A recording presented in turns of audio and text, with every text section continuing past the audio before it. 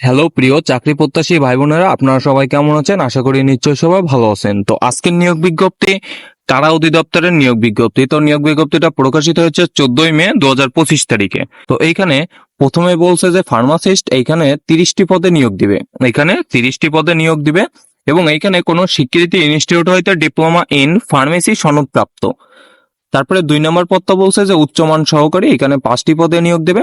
এখানে কোনো শিক্ষিত বোর্ড হইতে স্নাতক বা সম্মান ডিগ্রি ও কম্পিউটার প্রশিক্ষণ প্রাপ্ত সহ তফসিল 2 অনুযায়ী গৃহীত পরীক্ষায় উত্তীর্ণ। 3 নম্বর পদটি বলছে যে কম্পিউটার 60 মুদ্রাক্ষরিক কাম কম্পিউটার, এখানে 9টি পদে নিয়োগ দিবে। এখানে বেতন স্কেল 24,680 টাকা। এখানে কোনো স্বীকৃত বোর্ড হতে উচ্চ মাধ্যমিক পরীক্ষায় উত্তীর্ণ অর্থাৎ এইচএসসি পরীক্ষায় উত্তীর্ণ এবং কম্পিউটারে ষাটলিপিতে বলছে, বাংলায় বলছে যে 45 এবং ইংরেজিতে বলছে যে 70 এবং কম্পিউটারে বলছে যে বাংলায় 25 এবং ইংরেজিতে 30 শব্দ গতি স্পিড থাকতে হবে। তারপরে বলছে যে কম্পিউটার ওয়ার্ড প্রসেসিং সহ ইমেল ফ্যাক্স পরিচালনার দক্ষতা অভিজ্ঞতা থাকতে হবে। তারপরে 4 নম্বর পদটি বলছে যে কম্পিউটার মুদ্রাক্ষরিক, এখানে 1টি পদে নিয়োগ দেবে। এখানে হচ্ছে উপরেরটার মতন সেম, এখানে উচ্চ মাধ্যমিক পরীক্ষায় অর্থাৎ এইচএসসি পরীক্ষায় আবেদন করতে পারবেন। তারপরে এখানে অফিস সহকারীতে এখানে 22,490 টাকা বেতন আছে। এখানে 10টি পদে নিয়োগ।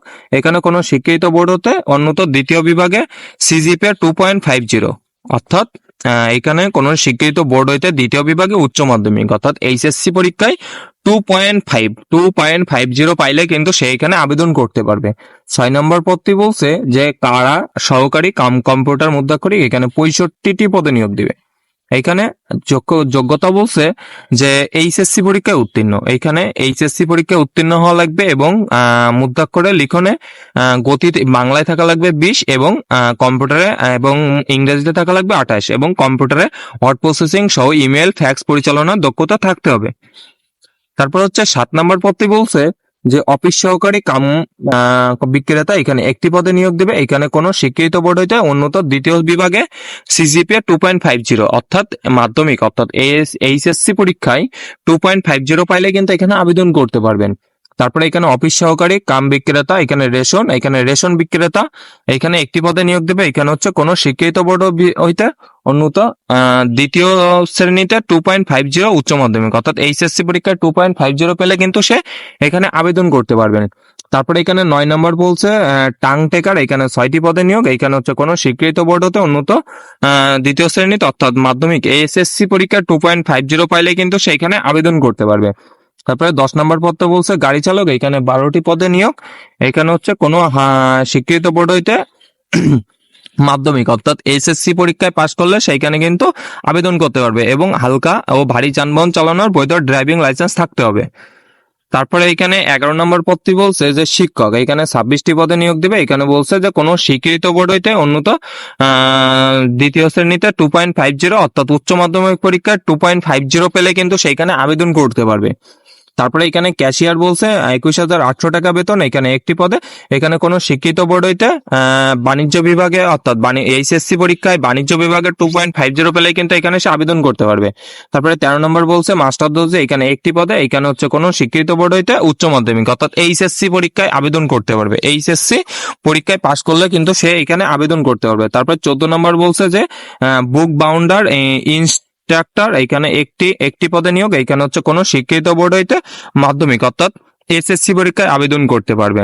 তারপরে সর্বশেষ 15 নম্বর পদটা বলছে যে ব্ল্যাক স্মিথ, এখানে 5টি পদে নিয়োগ দেবে। এখানে হচ্ছে কোনো শিক্ষিত বোর্ড হইতে মাধ্যমিক স্কুল সার্টিফিকেট অর্থাৎ এসএসসি পরীক্ষায় আবেদন করতে পারবেন এবং পরীক্ষায় উত্তীর্ণ সহ সংশ্লিষ্ট কাজে 3 বছরের বাস্তব অভিজ্ঞতা থাকতে হবে।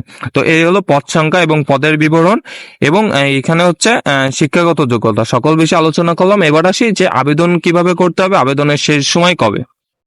আবেদন সত্যবলী বলছে এগুলো আপনারা একটু দরকার প্রয়োজন মনে হলে দেখে নেবেন, এগুলো প্রয়োজন নাই। তো এইখানে নিচে চলে আসবেন, নিচে আসার পরে এইখানে অনলাইনে আবেদন পূরণ সংক্রান্ত নিয়মাবলী সত্যবলী, এইখানে এই যে ওয়েবসাইটটা দেখা যাচ্ছে এই ওয়েবসাইটের মাধ্যমে ঢুকে কিন্তু আবেদন সম্পূর্ণ করতে হবে। আপনার নাম এবং ছবি সহ স্বাক্ষর দিয়ে সকল কিছু দিয়ে কিন্তু এইখানে সাবমিট করলে আবেদন কমপ্লিট হয়ে যাবে। তারপরে হচ্ছে এখানে হচ্ছে অনলাইনে আবেদনের শুরুর তারিখ বলছে 19 মে। 19 মে এবং অনলাইনে আবেদনের শেষ তারিখ 12ই জুন। 12ই জুন 2025 রাত 12টা পর্যন্ত কিন্তু আবেদন করতে পারবেন। এখানে বললাম যে অনলাইনে আবেদনের জন্য 300x300 পিক্সেলের ছবি লাগবে এবং 300x80 পিক্সেলের স্বাক্ষর সাইজ ছবি লাগবে, ঠিক আছে। তারপরে এখানে আসি আবেদন ফি কত। তো আবেদন ফি এইখানে 1 নম্বর পদের জন্য 150 টাকা এবং টেলিটক সার্ভিস চার্জ 18 টাকা সহ 168 টাকা, এবং 2 নম্বর থেকে 10 নম্বর পদের জন্য 100 টাকা এবং ভ্যাট 12 টাকা ভ্যাট 112 টাকা পরিশোধ করতে হবে, এবং 11 নম্বর থেকে 17 নম্বর পদের জন্য 50 টাকা এবং 6 টাকা ভ্যাট সহ টোটাল 56 টাকা কিন্তু পরিশোধ করতে হবে। তারপরে হচ্ছে এইখানে আবেদনের টাকাটা কিভাবে পরিশোধ করতে হবে। তো আবেদনের টাকাটা পরিশোধ করার জন্য অবশ্যই আপনার টেলিটক সিমের প্রয়োজন হবে। তো টেলিটক সিমের মেসেজ অপশনে যে লিখবেন, প্রথম এসএমএস-এ লিখতে হবে আপনাকে PRSISON স্পেস দিয়ে ইউজার আইডি, অর্থাৎ ইউজার আইডিটা কোথায় পাবেন। আপনার আবেদন সাবমিট দেওয়ার পরে আপনার যে একটা অ্যাপ্লিকেশন কপি আসবে, সেইখানে কিন্তু সুন্দরভাবে ইউজার আইডিটা লেখা থাকবে। তো ইউজার আইডিটা লিখে 1622 নম্বরে সেন্ড করবেন। সেন্ড করার পরে এমন একটা এসএমএস আসবে, এখানে আপনার কত টাকা আপনি যেটার জন্য আবেদন করবেন সেই টাকার পরিমাণটা দেখাবে এবং একটা পিন নাম্বার দিবে। তো আপনাকে দ্বিতীয় এসএমএস এ যে লিখতে হবে, এক্সাম্পল হিসাবে এইখানে PRISON বড় হাতের দিবেন, দিয়ে স্পেস দিয়ে বড় হাতের ইএস দিবেন, দিয়ে স্পেস দিয়ে পিন নাম্বারটা লিখবেন। অর্থাৎ প্রথম এসএমএস করার পরে যে এসএমএসটা করার পরে যে একটা পিন নাম্বার দিয়েছিল, সেই পিন নাম্বারটা দিয়ে 1622 নম্বরে কিন্তু সেন্ড করবেন। সেন্ড করার পরে আপনাকে এখানে কিন্তু কংগ্রাচুলেশন জানাবে এবং ফি কেটে নিবে, এবং আপনার একটা ইউজার আইডি এবং একটা পাসওয়ার্ড দিবে। ইউজার আইডি এবং পাসওয়ার্ডটা সুন্দরভাবে কোথাও লিখে রাখবেন বা কোথাও সেভ করে রাখবেন, কারণ পরবর্তীতে কিন্তু পরীক্ষার জন্য যে অ্যাডমিট কার্ডটা তোলা লাগবে, সেই অ্যাডমিট কার্ডটা কিন্তু তুলতে কিন্তু ইউজার আইডি এবং পাসওয়ার্ডের কিন্তু প্রয়োজন হবে। তো এইভাবেই কিন্তু আবেদন শেষ করবেন এবং আবেদন ফিটা শেষ করে কিন্তু আবেদন কার্যক্রমটা শেষ করতে হবে। তো এই ছিল মোটামুটি কারা অধিদপ্তরের নিয়োগ বিজ্ঞপ্তি সম্পর্কে বিস্তারিত আলোচনা। প্রিয় চাকরি প্রত্যাশী ভাই বোনেরা, আজকের মতো তাহলে এই পর্যন্ত। সকলে ভালো থাকবেন, সুস্থ থাকবেন, আর নিয়মিত চোখ রাখবেন আমাদের বিডি জব নিউজে। ভিডিওটি শেষ পর্যন্ত দেখার জন্য সবাইকে অনেক ধন্যবাদ।